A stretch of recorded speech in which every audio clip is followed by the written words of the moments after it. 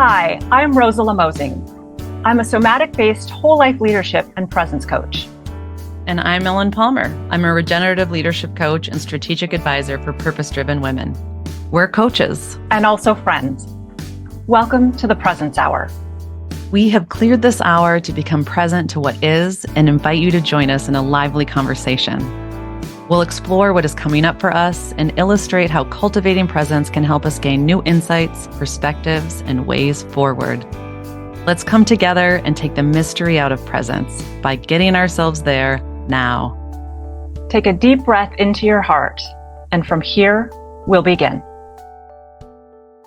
Hello, everyone. Welcome back to another episode of the Presence Hour. Ellen, it's good to be with you. It's good to be with you too, Rosela, and everyone who's joining us today. So we thought we would do things a little bit differently today, and we haven't actually connected very much before this call. So we're just going to be present with ourselves in real time and figure out what's coming up with us with all of you. But before we do that, I'd love to start with a brief mood check. So what's coming up for you, Ellen? Let's see, checking in. I feel like I just finished some big thing I had on my plate in preparation for this call. So I feel like I'm kind of like landing. So it feels good that I'm like out of kind of go mode and I'm more into landing, that I really feel like I can be present. How about you? Yeah. I'm noticing some resistance to actually name what's here, because what's here is some sadness. And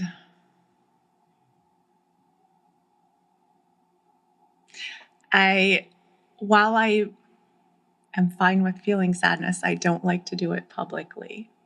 So I'll just name that there is some sadness here.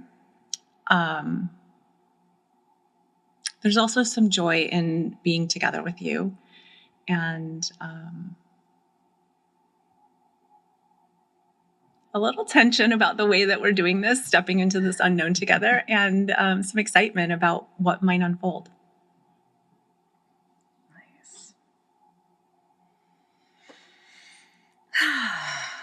So I noticed we both just took a big, deep cleansing breath. Yeah.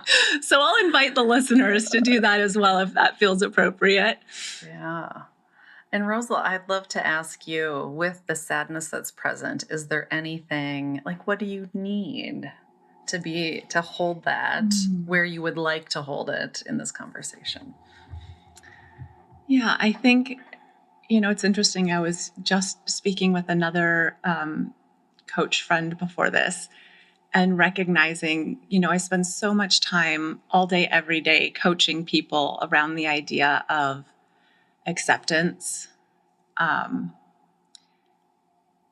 I generally feel like I do accept, but I think part of it for me is also the acknowledgement, the allowing, and just making space with curiosity or without, you and I talked earlier in the week about how I was experiencing some loneliness with everything that's going on in my personal life, which we talked a little bit about last time on the podcast. And it felt like there was an invitation to get curious. And I noticed an immediate desire to have an answer about what was coming up, what was I meant to be learning. Mm-hmm. And the more that I've sat with it, the more that I'm recognizing is maybe it's not to have the answer yet, but just to stay in the place of curiosity and possibility, and just make space to keep noticing and to keep allowing. And so that's what I'm trying to give myself right now in this moment. Nice. So curiosity, allowing, acceptance, and the underlying, you're like allowing yourself to still be present. Yeah. With what is. Yeah. So I'm noticing that I'm not needing to push the sadness away or deny it, but neither do I need to center it and make it the focal point right now in this moment. Yeah. Like it can be here with me. Yeah. And it might come back through in our conversation, and I'm allowing for that possibility and noticing a habit of maybe some judgment about that, and also making space for that to sort of sit to the side and to just say, I'm human, and what is here, and I can choose where to put my attention without needing to deny or try to repress what is true. So that's where I am, and we'll see what comes out. I think there's such wisdom in that. And I think it's, can I shift to sharing what I was bringing today and how, Yeah, please. Because what we started with is so relevant to what I've been struggling with personally the last, little bit, that I thought, how could presence and how could a conversation with you help me unravel? And some of it is like the meaning making, like what am I doing already? But I'll just name what it is. That it's basically like I have felt like stuck. I felt a lot of like negative energy, and not just necessarily not negative, but like not positive, and a lot of it. So lots of energy around, where I'm just like, it kind of feels like displaced, that I'm not angry about any specific thing or negative about something specific. I just had all this like negative energy inside of me. And a lot of it, and just felt very like, and I'm like, what do I do with all this? Like for me, that I want to move into a place of like, I do this for a living. I can help people through like when they feel stuck, or, I have something called a resiliency shift. So how do you shift to a state that you want to be in from a state that you don't want to be in? And when I was just kind of preparing and thinking about this call, it's like, well, a lot of it I could just process out loud with you. But one of the things that you just brought up, which is where I was starting to go to too, is it's like my resistance to this feeling is the thing that I'm not enjoying. So just lowering my resistance to it, which to me seemed like that's what you were naming, like allowing myself to be present, allowing that I don't have to center that thing. I love that it can be, I can let it exist. And that's like that acceptance. Yeah, I think acceptance, allowing somewhere in that realm. Yeah. Yeah. That allowing it to be here. And that's what I was kind of playing around with when I was going through it really, really significantly, maybe about a week ago, where I just felt like I was like in the thick of it. And someone told me it was during the strawberry full moon. So I don't know if people follow astrology or moon cycles, but I tangentially do through other like sources that I get. And they're like, there's a lot of energy coming in right now, and lots of people feel like kind of off kilter. And I'm like, gosh, I totally did. But I felt at the time that I needed to name it and know what it was. Like, why do I feel this way? Why do I feel like that's where my head was going? And then how do I get out of this funk? Because I was like on a lovely vacation at a cabin. So I was like, I don't want this right now. I want to have this wonderful time at this cabin and enjoy where I am. So that's what I'm bringing today is like, how do you, what I was thinking when I came in is like, how do you get unstuck when you feel stuck in like a funk? But now I'm like, is that the question? Well, I think it's a useful question, but I have a couple of others that came up as you were sharing. Yeah. So, the coach in me is wanting to pause and just take one at a time, but the friend in me and the podcast partner wants to just share them all and let you go with what feels the most relevant. So if it's okay, I'll do that. Yeah. Okay. So the first is that you're naming these, you said this negative energy, and you said that a couple of times, and then you said, well, not negative, but not positive. And so there's a curiosity about how do you know? Yeah. How do you know if it's negative or not negative or positive, or what does that mean to you?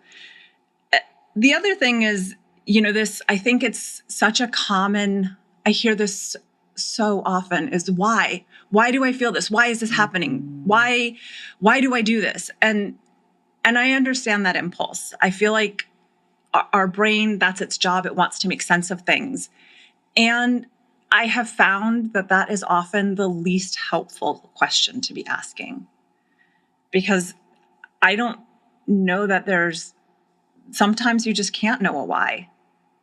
And so maybe thinking about other questions, like, how is this impacting you? What do you want to make of this? Or, what are you feeling? I just feel like there's other questions and as I'm saying that, I'm realizing that might sound a little shaming about the why, and that's not my intention. I think it can be helpful. And I guess I just want to highlight that sometimes it just keeps us stuck in our minds as opposed to actually feeling the thing or creating possibility or space or whatever. And so I just want to invite those additional questions. And the other thing, and you started to come to this as well, is there's a question for me about how much, when we feel these big energetic swells, how much of it is a reflection of our personal experience in life, and how much of it might be something more global that's happening. Like we're just absorbing, whether it's the moon or whether it's, all of the energy of the people around us as we watch things like political debates or whatever's going on in the world. How much are we taking in and not even noticing, especially for people that tend to be on the sensitive side or more empathetic. Yeah. And in that case, we might not ever know the why. Right. And so those were the curiosities that came up for me as you were talking. I'll just leave it there. Okay. Thank you for sharing all of those. And I think they're all relevant things to move into. But what's drawing me first is to talk about that urge to want to define, like, why, what is this? Why is this happening to me? That you said, like, it's a common thing. So I think maybe that's one direction. And that's why I wanted to bring it into this conversation with you, is because I knew that the why was not helpful. Like, I experienced the why not being helpful. And I could recollect. So I'll just share that I have entered the phase of perimenopause, and my hormones are unpredictable. I used to go through natural, like, oh, it's that time. This is why this is happening. And now everything's like popping up and different, like it's roller coastery and different. And so I'm like, but even, knowing that why, it's like, but I still am existing in this moment, no matter what is the why this is happening to me. And how do I want to be in this moment? And that's what I started reflecting on when I was at this cabin with my family members. I was like, how do I want to show up in relationship to them? Like, what kind of relationship do I want to be building with them? And how do I want to show up in it? And I wasn't feeling very resourced, because of all this. I was distracted and just to name now in reflection, because I haven't had much time to reflect on it, which is one of the reasons why I wanted to bring it in with you, Rosela, because I always can iterate some of my, think about what and process and integrate and learn from my experiences. And so in that, I just became more present and was just trying to, without consciously doing it, I was just allowing what was there, and just in a sense of curiosity of oh, that's interesting. Oh, I really do feel all whooped up about something and I really can't name why. That's interesting. And to try and still maintain when I interacted with others, that's what I valued in that moment, is that I wanted to value and respect the other people there. So that's how I showed up in terms of my interactions with others. But internally, I was still not feeling great. So I think that's kind of my overall that support. I'm what I came into this conversation, what can support people? Because I know I can't be the only one. And bringing back to what you just said, what's ours, what comes from within that could be causing this unstable energy, or what's happening in the world, whether it be moon or political, whatever things that are affecting us and on a broader scale on the globe, is whatever it is still happening in our personal experience. Yeah. And so I figured, how can we support ourselves in those moments? to feel more ease. And we talked about that in previous episodes, but I really think it's this like allowing what is. And I love that curiosity. Moving from judgment into curiosity is almost like a tonic for any situation. And I heard you naming that in the beginning with the sadness, and I'm like naming it for myself now, that the judging was kind of like, why is this happening to me? Like as if it shouldn't be. Right. You know, it shouldn't happen to me. I'm a coach. I'm good at, I know how to do this. I help other people do this if I can't do it for myself. Yeah. What does that mean about me as a professional? And so now it just builds and builds. Yeah. Yeah. We're just really nonsensical.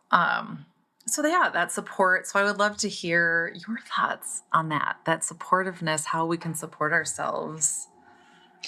Yeah. Well, I think it's important that you named this physiological thing that's happening in your body that's contributing. And I think that's something that many of us overlook or just not even aware of. If you're a little fatigued or if you have a low level pain that's been with you for a while that you just live with, it can really impact your energy level and mood quite a bit. And so those are factors to pay attention to get curious about. And, it's interesting how you named orienting to your values, like how you want to be with your family, how you want to show up and why that matters to you. And it sounds so easy as you say it, like, oh, well, I'm noticing I'm whooped up. I'm noticing there's this energy and I want to be this way. So I'll just be that way. And I know from my own experience that even as I'm noticing, there are times when there's a voice in my head saying, oh, you shouldn't have done that, or you shouldn't, there's a better way. And it's really, really hard in that moment as there's also potentially energy coming at you. So in my situation, there's energy in both sides. Like, with my partner and I, we're both together living through this sort of difficult phase of things going on family-wise and whatever. And so there's potentially a lot more energy and effort that needs to go into each of us being properly resourced. Yeah. In addition to the energy that we're expelling with all of the demands. And so it's very easy to get caught up in, now I'm trying really hard to show up how I want to show up. And there's energy coming at me that isn't conducive to me being that way. And now what? And I find myself often sort of getting pulled off track and then having to come back and repair. Yeah. And so while we do have tools, I think it's also human to recognize that it's very natural. It's you're not probably ever going to 100% of the time be able to be how you want to be. Yeah. And I can say I 100% of the time wasn't, at that weekend, kind and nice. And especially I wasn't showing up as my normal self in terms of how I would interact. But in terms of a tool, what I did to help myself is that I slowed down because usually, when you are whooped up, like your nervous system has like an urgency to act, an urgency to respond. And so I slowed down and I got quieter. And so possibly to the others, my family members that know me are like, oh, something's up with her. She's being quieter. So I wasn't, really behaving like my normal quote unquote self, but just for my own, and I think it is because I've had practice at it and I really noticed, and I've shown up so many times where I was snappy or I was saying things that were not kind or generous or giving, and that I've had years of practice at it. Yeah. That's, I think, now processing out loud with you, that I really am noticing that I was quieter. I slowed down and I got softer. That's what it's probably the best description I could come up with. And that slowing down for me is a big deal because I'm not a slow person. At my natural way of being is usually quite quick. Yeah. Relatable. And I think probably our listeners will be able to tell just by the rate of speech that I often use on this podcast is that I'm with you. I'm sort of a quick to react. I talk fast. And so thank you for naming that, because I think it's a helpful tool. And I recognize it's part of what I do too. And I think the other part that has been really helpful to me is to just name out loud to the other person, this is what I'm experiencing. I feel this right now. I'm having this urge. I need to take a break. I need this from you. And sometimes that's really helpful. And sometimes he's able to meet me where I'm asking him to. And sometimes he's not. And then I also just need to, okay, well then what do I need to do now to take care of myself? Yeah. And maybe that is, okay, I need to take a couple minutes to go process and I'll be back. And then we can continue. Or I need to go for a walk. Yeah. And I'd love to continue this conversation after that or whatever it is. But just that slowing down, I think, is so important because it gives you just the briefest moment to be at choice with, do you want to follow your normal habit? And sometimes the answer is yes, because you're just, there's just that much intensity that you just I feel like I need to say my piece and it needs to be said right now while I'm angry. And sometimes it's like, no, that's not really how I want to show up. Yeah. So I'm really glad that you brought up coming in to choice, like asking yourself what you need. Because when I was in these moments and I was like, what would I say to my clients? And I talk to my clients a lot about like nervous system reactions and to ask, have your kind of go-to phrase to say to yourself, what do I need right now? Because it's usually you're under-resourced and you have some unmet need, so if you met some, like, could you sleep? Could you take a break? Could you, whatever it is. But this is why I wanted to bring this topic into the conversation with you, is that in these moments, I was like, kind of out of, what do I need in terms of like, I had slept, I had like whatever I actually had or could have, I did have. Mm-hmm. And so, I still had like the same amount of to-dos at work that weren't getting done because I was on this weekend. I still had, like things that are out of your control that it seems like in your situation, your stuff is out of your control, your family situation. Mm-hmm. So you can't, really get what you need. So it's like, how do we resource ourselves, or what do we do in those moments where we feel completely helpless to tend to our needs in any, like either our logical system is offline or we can't logically do it. So you really, like, I'm going back to that beginning where I couldn't believe you said this in the very beginning, is just like sitting with what is an option. Mm-hmm. Yeah. And I feel like that's the thing, is like one of the things that when I'm talking to clients that we try to do early on is look at, okay, so in this thing that you're working towards, what are the parts of that are within your control or that you have influence over? And what are the parts that you really don't? And so in the parts that you do, we'll work towards finding the actions or what do you want to do about those things? And that's where there's some choice. But the parts that you don't, what do you do with that part? And I think that's what we're really talking about today, is what do you do with those parts that really there's maybe no logical explanation right now, or there's just not enough resources, or you just don't have control. Or you can't change the moon cycle or the political whatever, or like a lot of things in our world we can't change. Yeah. Or don't have control over in the exact moment in time. Yeah. And so I think one of the things that I want to make clear about when I talk about allowing or acceptance, what I'm talking about is not endorsing an idea or a behavior. I'm not talking about resigning yourself to be subject to something, but I'm talking about maybe learning how to orient so that there's not active energy going into resisting the thing, but just noticing that the thing is there. And I think this is where it gets tricky, is allowing yourself to notice. I always start being, somatically oriented and finding that has a lot of value for me. Just noticing, okay, as I'm feeling this sadness, what is that? What sensations am I having in my body with that? And sometimes it's noticing the thoughts and maybe challenging the thoughts, or, those kinds of things, creating a little distance from the thought, making the thought separate from me as a person.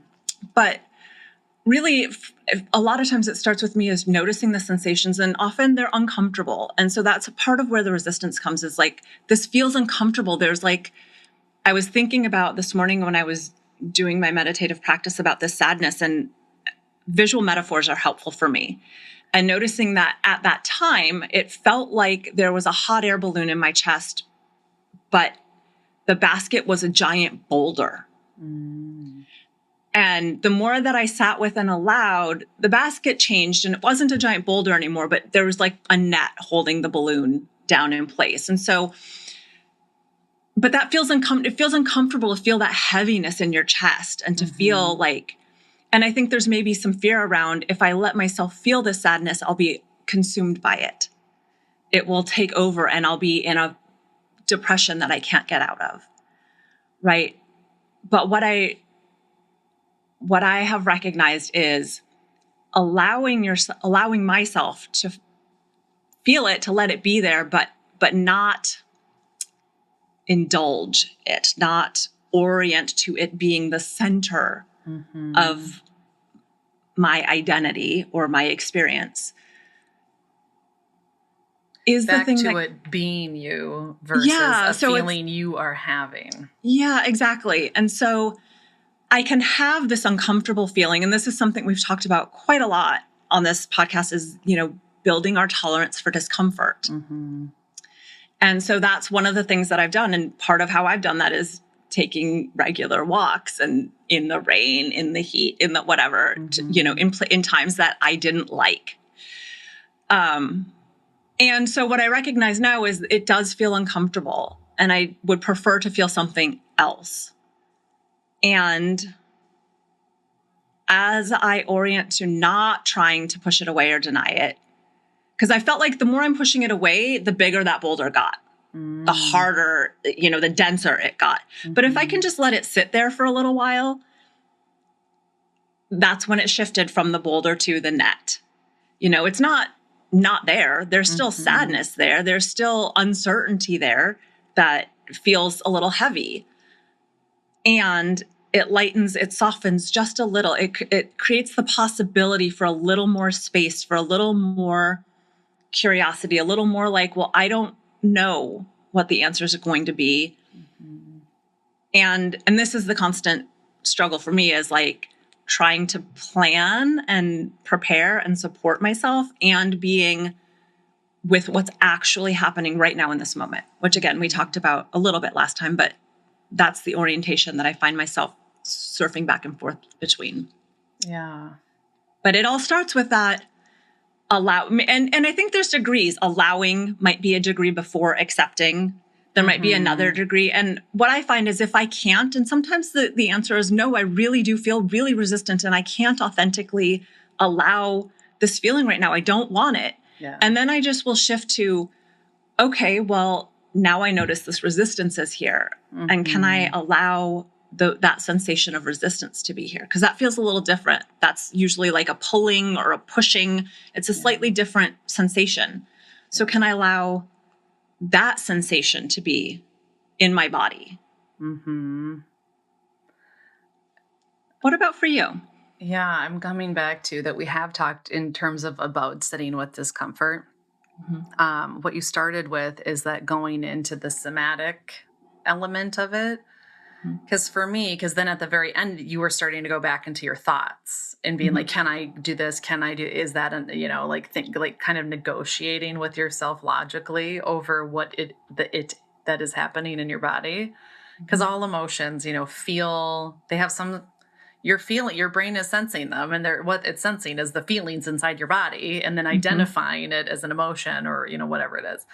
So that's what I was feeling, like that I described, like kind of like I have like an energetic kind of really busy energy, but it felt like dark, not positive. It wasn't negative, but it wasn't positive. And it was, but there was just lots of it. And I felt it in my chest. So the allowing, I'm wondering if like this step before allowing or somewhere within allowing, is that just moving to curiosity and naming, because this is something, a meditation technique where you just like name, like you have a thought in your head and you just name it thought and let it, so you can let it go. And that's also bringing it from the me to bringing it more objective, that it's not your identity that's, enveloping you, that it's something happening to you. So I was just noticing, just if we just went to straight curiosity and was like, what is the feeling in my body? Like I'm naming, like you named yours with the balloon. And I love that might really help some people listening to this, is like the visualizing the things. Mm-hmm. And for me, I just I'm probably not really great at naming it. I'm always like, it's this energy and this is how it's moving. Like that's how I feel it all in my body, is like just the sense of how dense it is and how it's moving or not in my chest and through it. But just naming that. And I think that's what I kept going back to at the cabin when my mind wanted to be like, why, what is this? How am I, what this is ruining, and that's all that resistance. And I really recognized that it was the resistance to the feeling I had that was like kind of ruining my day. It was the resistance. So it's like, I guess the question I'm coming up with now is like, how do we lower our resistance to the discomfort? And I think curiosity is a doorway into that. And just naming the somatic feelings in your body. Yeah. Like I feel the tightness in my stomach. I feel that whatever. And just being able to sit with that and not judge it. Because when there's some judging involved, if you're saying, can I allow this or can I not allow it? Like that's our judging mind saying like, I'm judging and saying I can't or I can, it's like I'm deciding to accept or not accept. Rather, I just am going deeper into how it could support us if we just was sitting with what was without naming it. Is that where I'm going? Maybe. And I think, I see I think there's value in both. I think sometimes just naming a thing like, that I think we've probably talked before about this idea of name it to tame it, which if you can just identify what you're feeling and say, oh, and I like to do it like I'm talking about the weather or the time, like, oh, it's, 2:00 and I feel sad, whatever it is. Yeah. I love that. So, but yes, I think what you're talking about is another approach, and maybe approach deeper, and maybe that's a judgment. Maybe it's just another approach of not needing to name it because sometimes we can't. And you're right, is that does kind of bring you back into your head a little bit, but just noticing, starting to cultivate that capacity to notice, what does it feel like? Like I named some heaviness. You named this sort of swoosh of movement, right? And so thinking about things like, I always like to orient to basic things like pressure, tension, movement, temperature. What parts of your body are you aware of? What parts of your body are you not aware of? Is there any place that is experiencing a sense of expansion or softening? So things like that, just like physical sensations, and like, what do you notice without, and I think the judgment part is maybe letting go of the need to make meaning of it and maybe even, I feel like curiosity is the door, but sometimes curiosity feels like it can be a little bit of it can invite the habit to try to make meaning and to then invite judgment again. So maybe even letting go of curiosity and just orient to noticing without needing to do anything with it. Just notice what is here. Yeah. And I wonder what that, I guess I've done that, but I do tend to want to go towards curiosity and try to be like, oh, what might I be invited to learn? And so maybe that's a practice I will adopt for myself for this next segment, is to just notice more without needing to make meaning. Yeah, I think this might just be semantics. And so, but I think it's funny that I'm noticing that our definition of curiosity is divergent, that I see curiosity as observing before the meaning making. So it's still the state of like observation is how I see curiosity so then the way, because I think we're saying the same thing, like stay in the observing, stay in the noticing, but I don't want to like name it or judge it because like, so there's lots of energy that I had.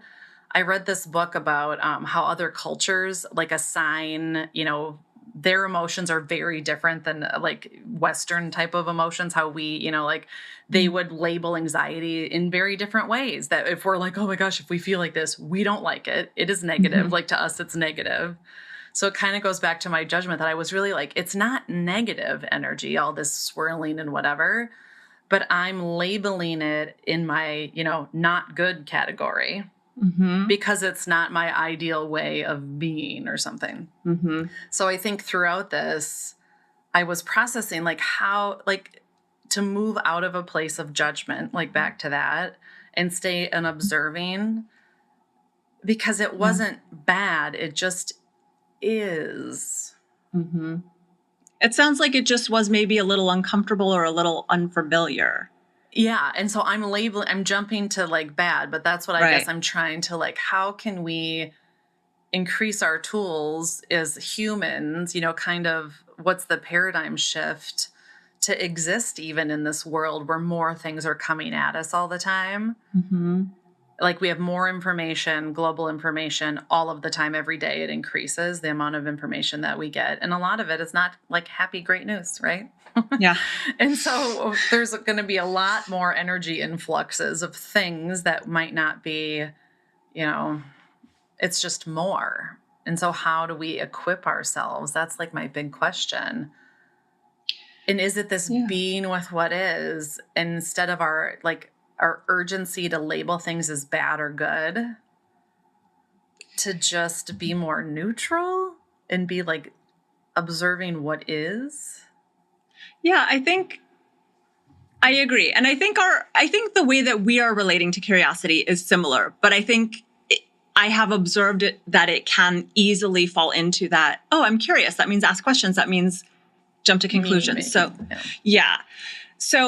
I like to think of it as like, I think of myself as like an, you know, archaeologist, or like what if I was an alien visiting a foreign planet and that planet is me, like just observing and like, I don't know what that means.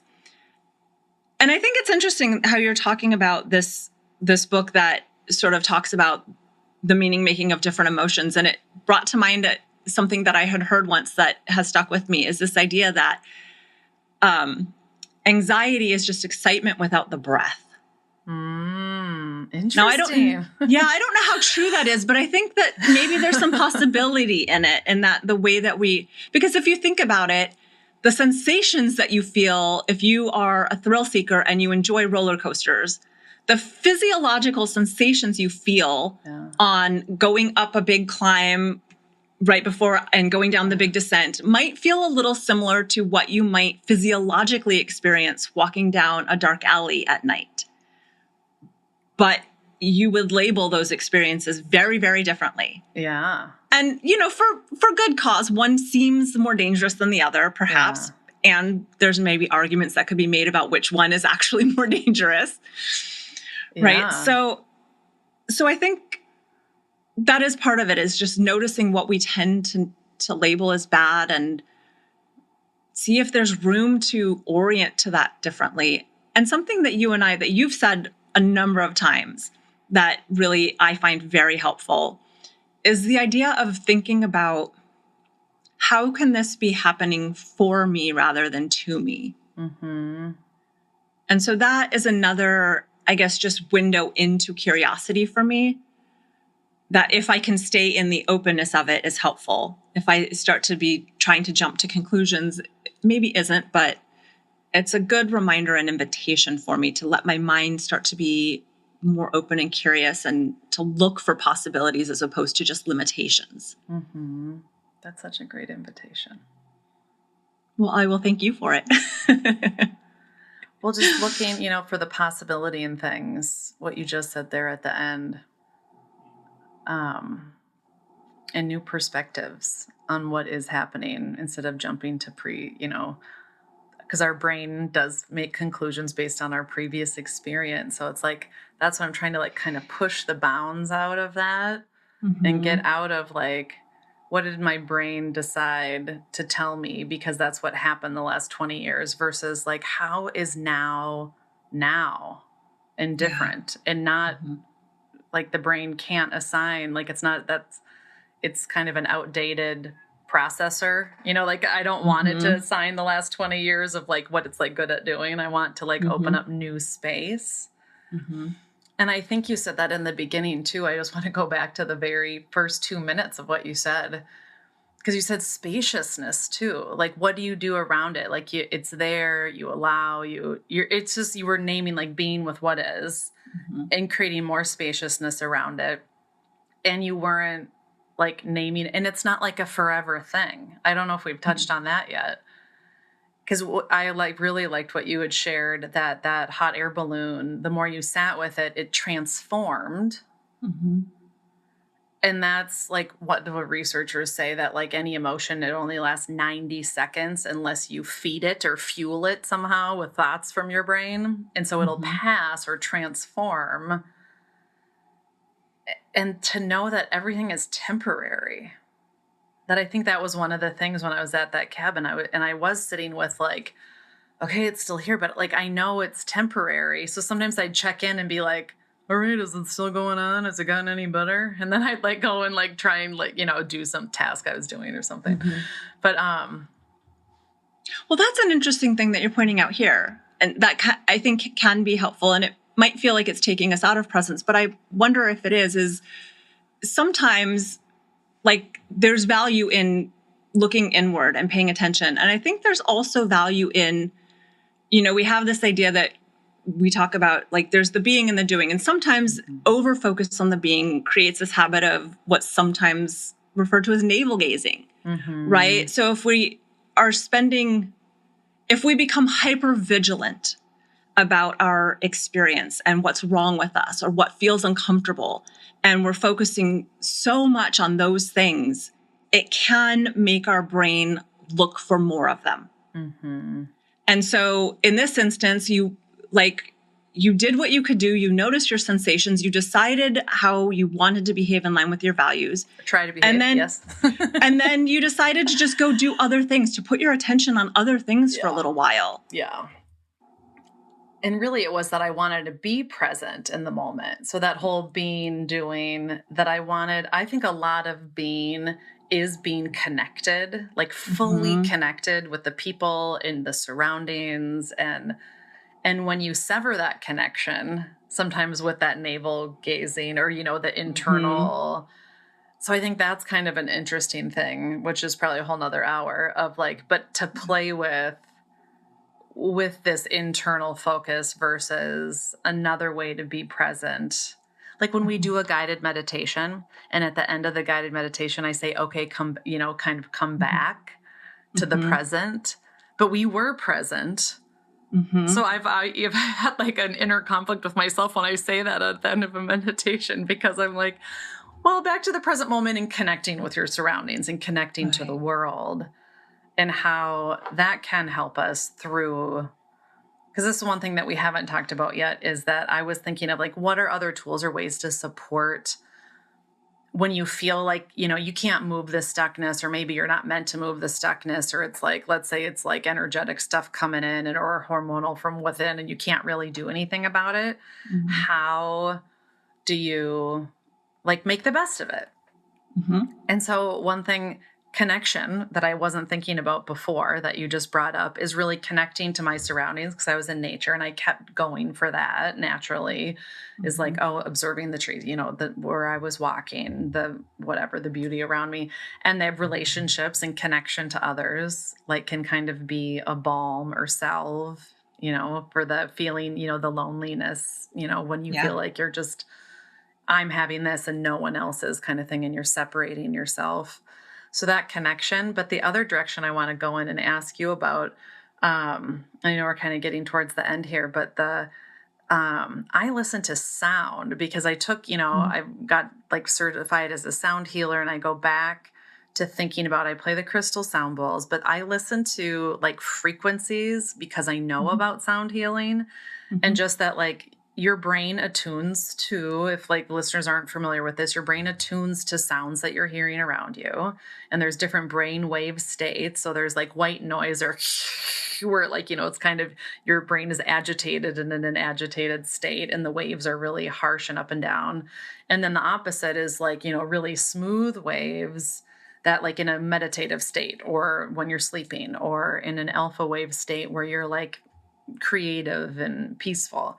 And so I listen to frequencies that have like, let's say an alpha wave state just to like get my brain to start to change because I feel like I can't change. Like when I feel helpless to the change. And then it also vibrates your cells because your cells are all filled with water. So your cells also start vibrating at whatever frequency you're listening to. So I listen to those things, sound bowls and just like frequencies. You can find them on YouTube or Spotify or things that are like waves, hertz, special hertz that actually correspond to certain brain waves. But Rosela, one thing that you turned me on to was the tuning forks. Because that's another thing. And my mom got a set of tuning forks and she had them at that cabin. And so I was just hitting them and putting them on me. And I swear, like there was one you can actually physically put against your chest. I put it against my chest and I felt like immediate relief. Just kind of like how getting outside of your head when you're thinking too much, it felt like that. Like that there's that energy was all moving and I was just too obsessed with it. And when I did that, everything shifted without me having to like do anything or think of anything. Cause I felt like there wasn't anything to do or think. So I'd love to hear I'll second all of that. I'm a fan of all of that as well. And I do utilize some of those tools as well. And I will say that as far as what came to my mind as you were talking about sound is I recently read, it's interesting, there's a lot of birds in the area where I live.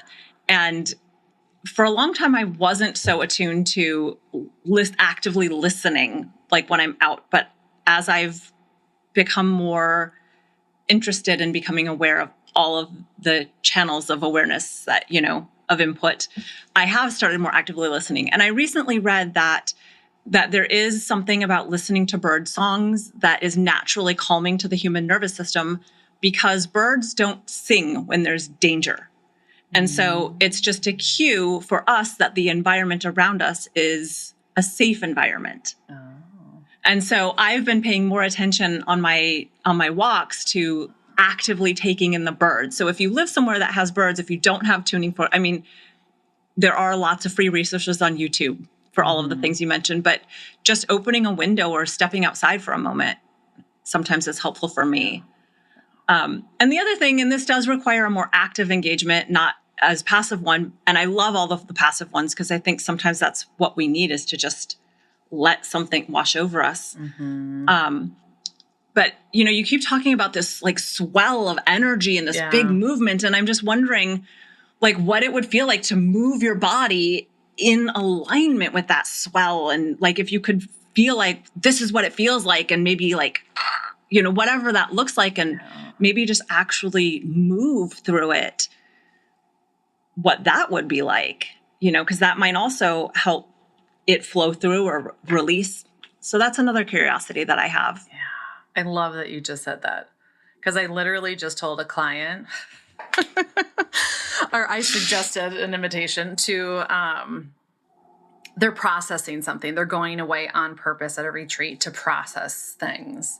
And I said, when you're feeling too much, if you're feeling too much in your body, try like shaking your body and like just see if you can just like move that energy through you. And there's things in, ancient Qigong practices where it's like shaking the tree or something that's called where, people have been doing that for thousands of years. And one thing I've been playing with too is like, what is my body asking for? Like whatever movement it is. And it sounds kind of like, I think a little woo-woo that is like, oh, pay attention to your body and how does it want to move or express itself and then allow it to express itself. But that's like kind of what you just said, that really, if in the moment, I'm even just thinking about it now and just that slight move I just did, I'm like, oh my gosh, after we're done with this podcast, I am going to go and either do jumping jacks and shaking things. And I think like that is something, like I used to do HIIT workouts on a regular basis and I haven't done them in a long time. But what I enjoyed about them is it was like this outlet for this like excess energy. And that's really, oh my gosh, this is coming full circle now of exactly what I needed from this conversation, Rosela, is what I was looking for is I need an outlet for this energy that when I build up and I feel like I have this big buildup of energy that I don't know if it's mine or where it's coming from or whatever, but it's just like, I just need to like move it through me, and release it and and I was still kind of holding it tightly. And that resistance, I was like trying to release the resistance to what is, but I was still like physically holding it within the container of my body. Yeah.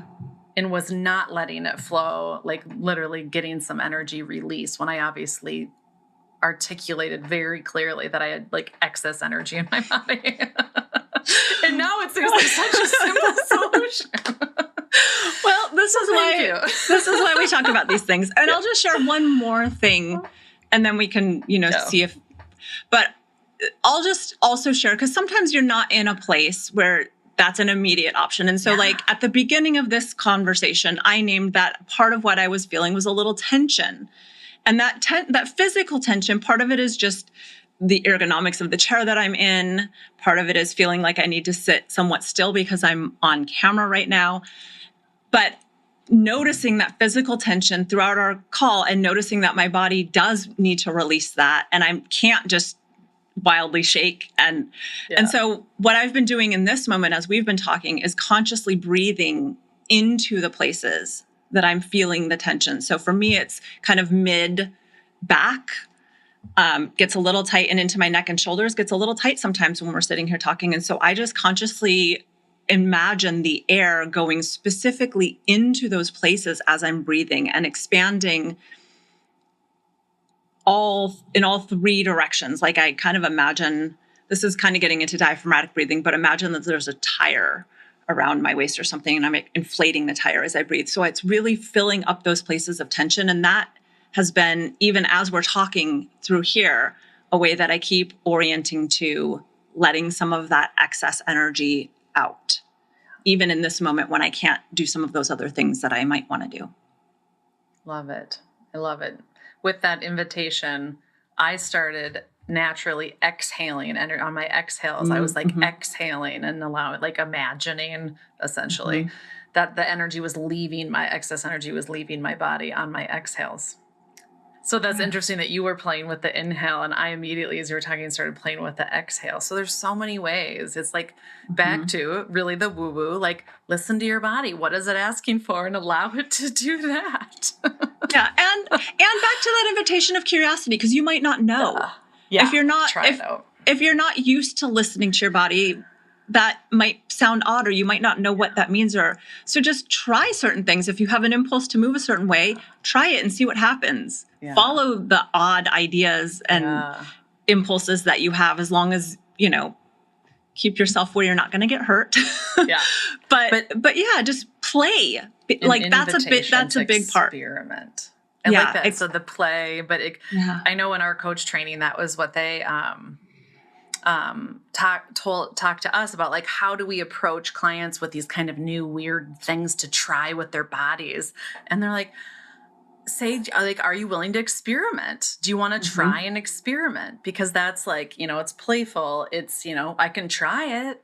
It might not work, but I think throughout all of our podcast episodes, I think the theme is like, try what works for you. Cause none of this is not for, like even just between you and I, we, like have different things that work for both of us.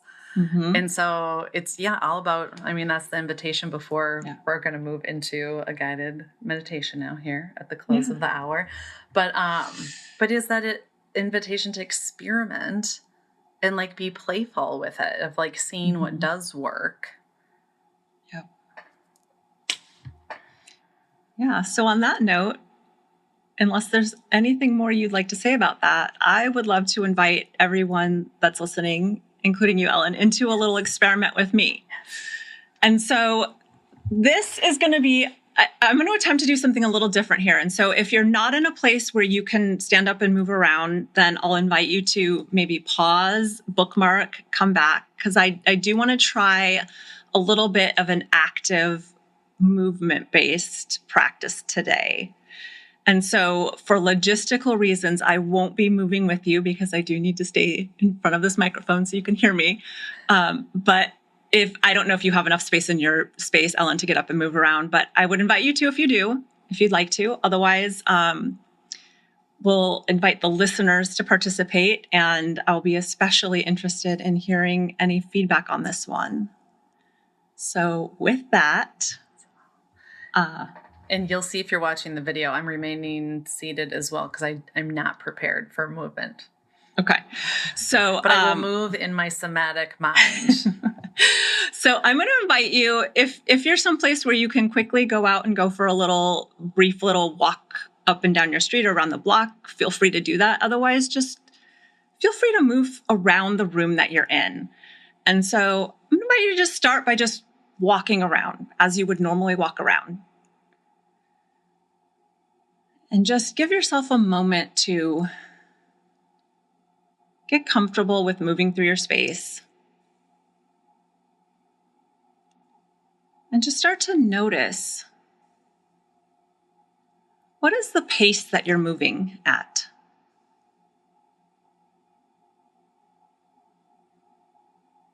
No need to change anything, no need to adjust, no need to quote unquote correct, just noticing as we go through this. Are you moving quickly, slowly, with purpose, towards something? And where is your gaze as you're walking through this space?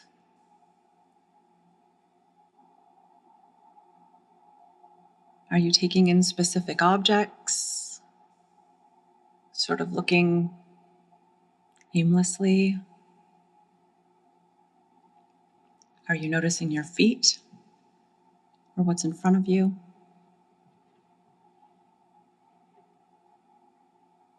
What is your posture like?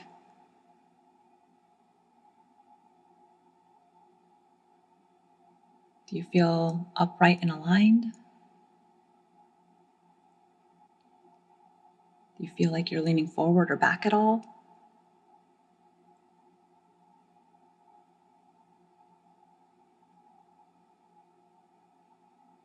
Is your stride wide or narrow?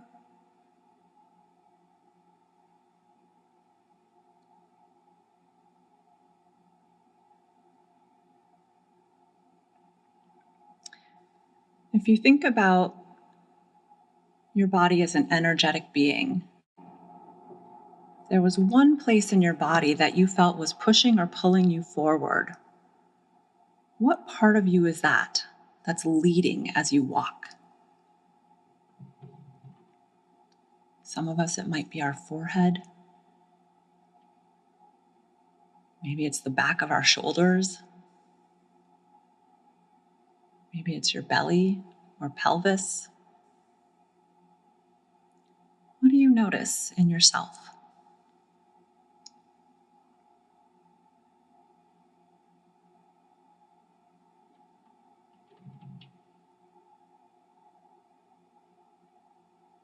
And as you take in all of these patterns of movement that you're embodying right now, I'm going to invite you to come to a place of stillness for just a moment.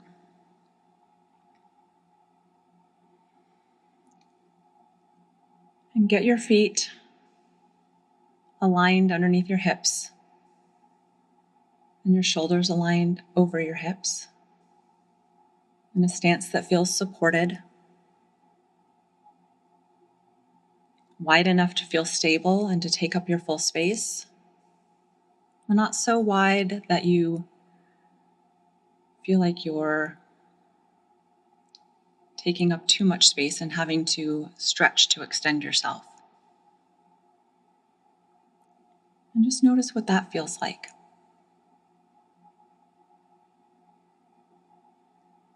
Noticing the connection of your feet to the ground, the energy rising all the way up through your feet and legs, and pelvis and torso and chest. and head.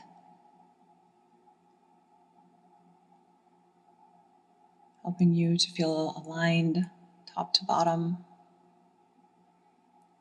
Noticing both the downward energy of being held by the earth and the upward energy of extending into your full length, again without stretching.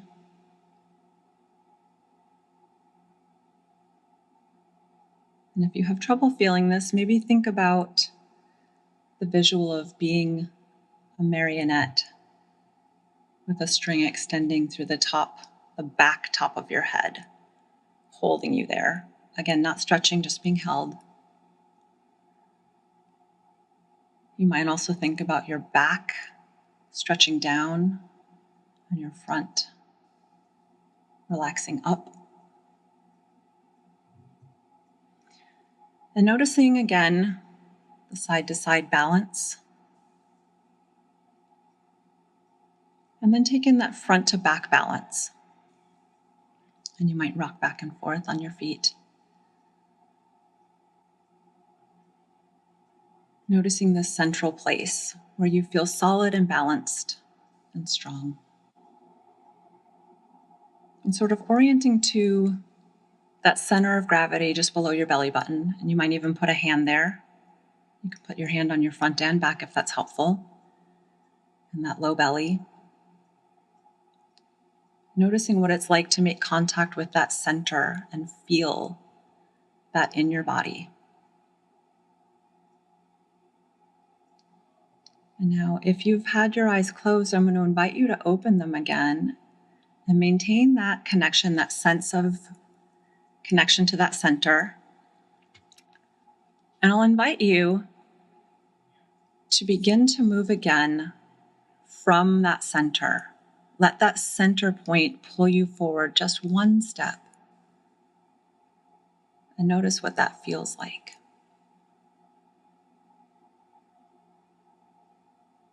And give yourself a moment to come back to feeling that center again if you've lost it. And take one more step from that centered place.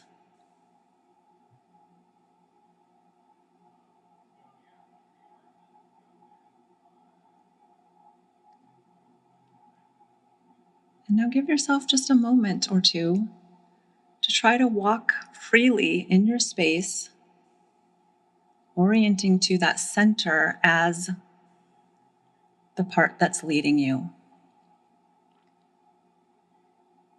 And notice what you experience now as you're walking, allowing that center to lead you.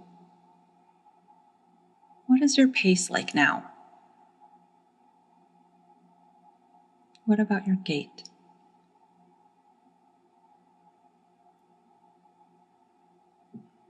Where is your gaze?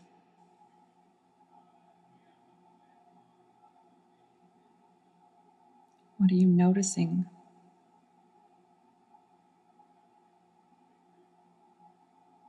What is similar to how you were moving before, and what is different?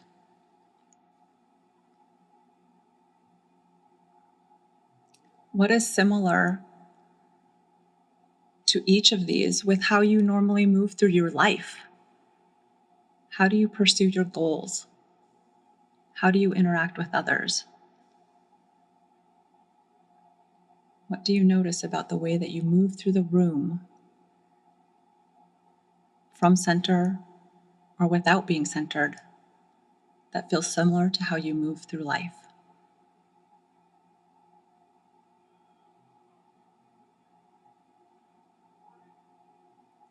And I'll leave you with an invitation to maybe continue this practice as you are physically moving through your days. Notice how you're moving physically. Notice how you want to be moving energetically. Get curious about what you might need to adjust to help you meet that desire. And I'll leave you with that for today, with a thank you for your participation. And with that, we are complete. Thanks for listening. We want to hear from you. Drop us a comment on what you'd like to hear more about or questions you may have. We value your input and we'll work those topics into future episodes. If you enjoyed this episode, please share it with others. Like, subscribe, and leave a rating and review. It would go a long way in helping us spread the word about the Presence Hour podcast. Thanks again, and we'll see you next time.